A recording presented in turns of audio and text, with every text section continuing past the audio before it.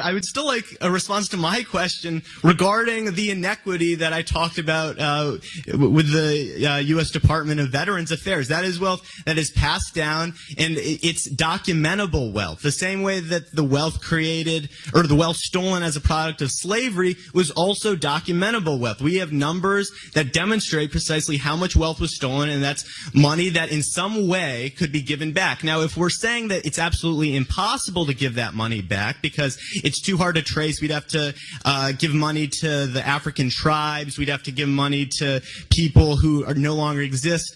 That's absolutely fine, but we have to understand that we haven't really come to terms with that injustice that's been perpetrated, and if we are admitting that no one is perfectly entitled to absolutely everything that their ancestors had stolen from them, then we also have to accept that there are people today who benefit from the fact that their parents and grandparents profited from this immoral system.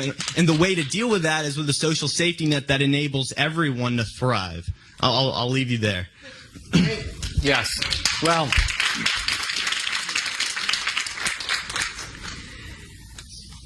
the core of the American system, this will actually answers your question directly, is that what do we do about the conquest ethic of the past? And here there are two options. There are two options. One option is we establish equal rights under the law. That was the solution of the civil rights movement, that we have had race-based discrimination, we've had racial hierarchy. Let's stop. Let's treat people according to the color of this, according to the content of their character. Equal rights under the law. Equal rights under the law. The other option, which you're defending, is you could essentially call it, let's correct for history.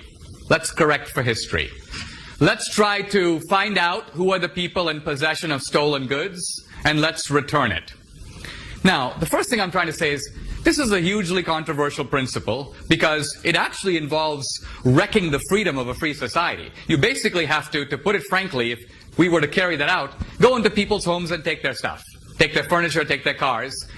You don't seem to have even the guts to do that. You don't have the moral self-confidence to do it yourself. It may be, if I am advocating a rule of social justice and I'm advocating it for the whole society, before I persuade everybody else, let's say I'm a Christian and I believe everybody should give 10% of their wealth to help the poor. And I go, you know what? The Bible says this, the Bible says that, everybody should give 10% of their wealth to help the poor. And somebody says, Dinesh, are you giving 10% of your wealth? And I'm like, actually no, but I did do some tutoring. And you go, wait a minute, aren't you advocating, aren't you saying that there is a moral duty to do this? Why don't you do it? Before you convince us, you do it. And you're like, I don't think I should do it because society is extremely complex, and I don't think I should do it unless everybody else does it. No. Either you believe in it, and you do it. Once you've done it, you might impress us. And then you might convince the rest of us that our wealth is also ill-gotten. But you can't do it. And I'm not trying to indict everybody of hypocrisy, only you. Because you're the one who said, I'm the beneficiary of illicit privilege. So you're a really good starting point, because I'm asking, if you're in possession of stolen goods, why aren't you willing to return them? So that's why fundamentally I see your charity. You know, during the Civil War, there was a guy who goes, I'm very happy to give, I've given 3 cousins to the war and I'm ready to sacrifice my wife's brother. That's basically your ethics. You're willing to have social justice if other people pay, but you're not willing to pay. So that's the problem. And that's the problem with the progressivism that marches behind social justice while protecting its own privileges. You know how you said, we all have to survive. Really? You have to be at Amherst to survive?